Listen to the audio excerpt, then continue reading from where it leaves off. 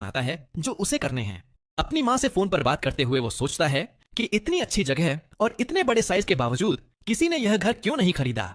उसकी माँ बताती है कि कई खरीदार उस घर को देखने आए थे, लेकिन वहां पहुंचने के बाद वो सब बिना कुछ बताए वहां से चले गए।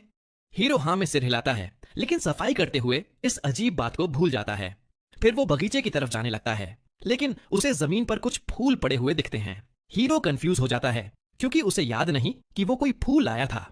तभी वो देखता है कि झाड़ियों के पीछे से एक अजीब सा जीव उसे छुपकर देख रहा है। कुछ समय बाद माली वहां आता है और कुछ घंटों की मेहनत के बाद वो पूरे बगीचे की सफाई कर देता है। फिर वो हीरो से बात करने लगता है कि नए पेड़ कहाँ लगाए जाएं।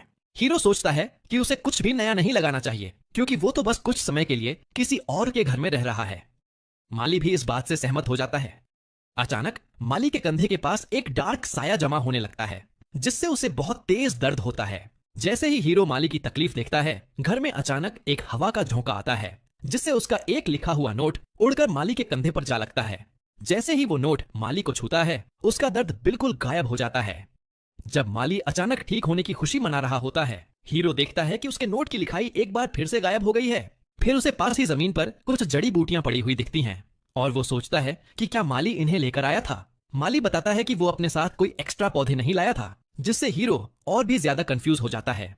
अगले दिन हीरो उठता है और बगीचे में ताजी हवा लेने के लिए बाहर जाता है, लेकिन तब उसे दरवाजे के ठीक बाहर रस भरी का एक गुच्छा रखा हुआ मिलता है। इस बार वो एक अजीब जीव को वहां से जाते हुए देखता है, जिससे उसे दादाजी के घर वाली उस छोटी बच्ची की याद आ जाती है। हीरो को आखिरकार समझ